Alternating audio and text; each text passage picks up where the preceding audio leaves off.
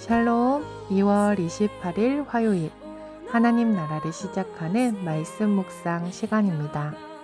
2월의 마지막 날 오신 공동체에게 주시는 하나님의 말씀은 마태복음 14장 22절에서 36절까지의 말씀인데요. 김효중 집사님께서 봉독해 주시겠습니다. 하나님 말씀에 귀 기울이시기 바랍니다.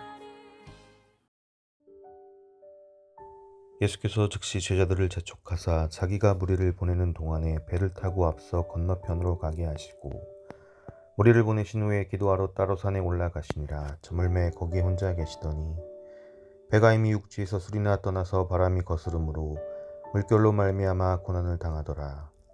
밤 사경에 예수께서 바다 위로 걸어서 제자들에게 오시니 제자들이 그가 바다 위로 걸어오심을 보고 놀라 유령이라 하며 무서워하여 소리 지르거늘 예수께서 즉시 이르시되 안심하라.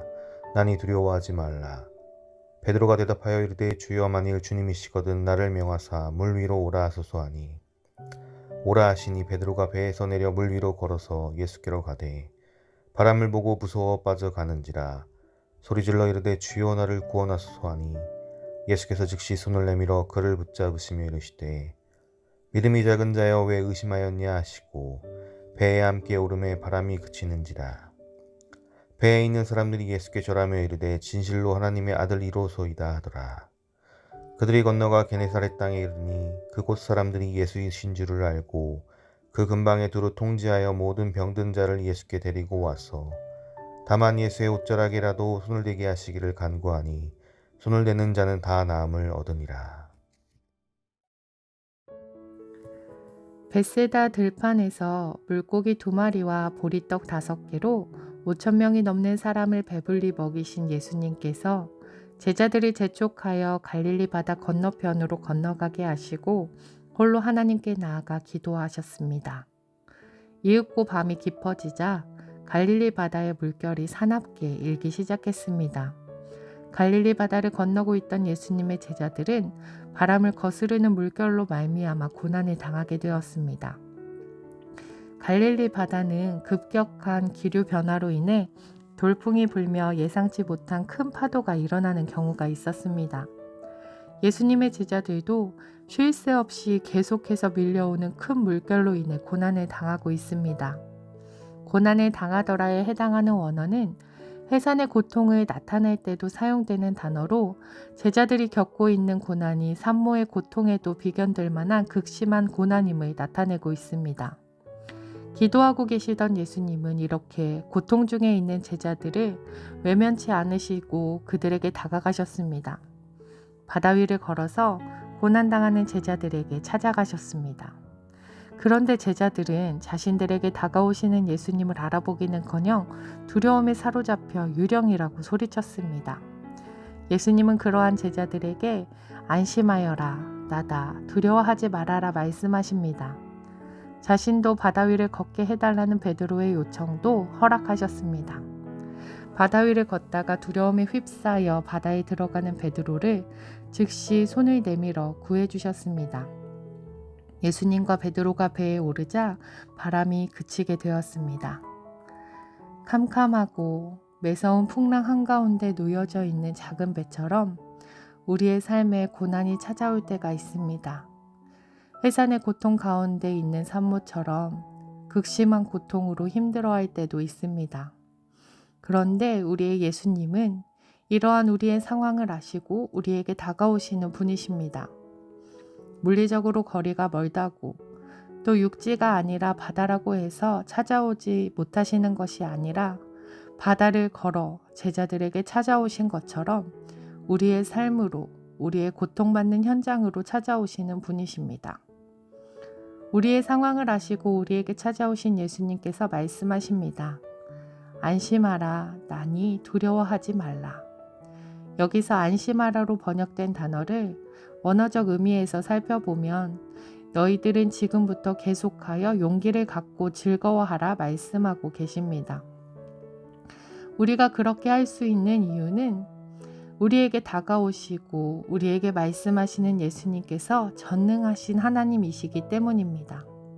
산모가 겪는 해산의 고통 같은 그 고통 가운데에서도 또 계속 풍랑이 일고 있는 상황 속에서도 우리를 향해 말씀하시는 예수님을 바라보고 예수님이 말씀하시는 그 말씀을 믿을 때 우리는 두려움을 멈출 수 있습니다. 갑자기 담대해져서 자신에게도 무리를 걸어오게 해달라고 말했던 베드로가 무리를 걸어 예수님께로 걸어가다가 바람으로 인해 거세게 이는 파도를 바라보고 두려움에 사로잡혀 바다에 빠지게 되었을 때도 예수님은 지체 없이 손을 내밀어 베드로의 손을 잡아주셨습니다. 구해주십시오 소리치는 베드로를 외면하지 않으셨습니다. 사랑하는 높은 데 누신 교회 성도님들, 거세게 있는 파도가 아니라 우리의 상황이 아니라 예수님을 바라볼 수 있길 원합니다.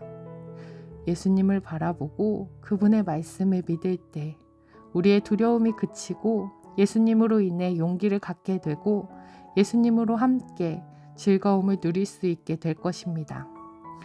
예수님께서 배에 오르시자 바람이 그치게 되고 배 위에 있던 이들은 주님이 하나님의 아들이심을 고백하며 경배하였습니다.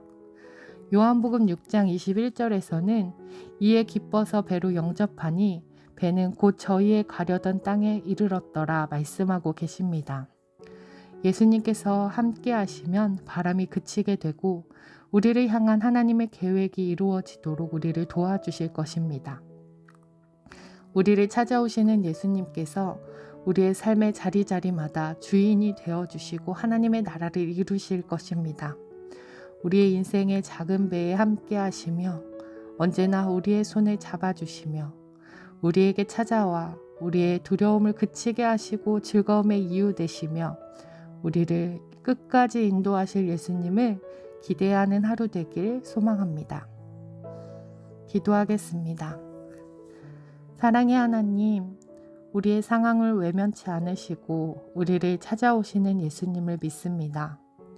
우리의 삶의 자리에 찾아오셔서 우리 삶의 주인이 되어주시고 하나님의 나라를 이루어주세요. 오늘도 함께 하시는 예수님과 함께 행복하고 즐거운 항해길을 가는 성도들 되게 하옵소서. 감사드리며 예수님 이름으로 기도드립니다. 아멘.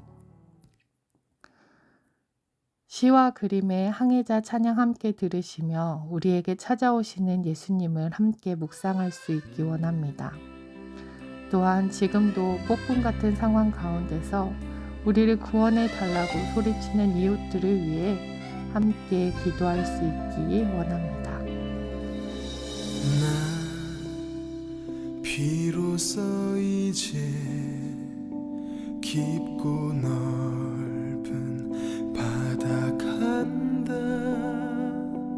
두려움에 떨고 있는 내 손을 주는 결코 놓치지 않으셨다. 나 비로소 이제 폭풍을 뚫고 간다. 비바람에 흔들리는 나약한 나를 잡아주시는 그분은 나의 주님. 주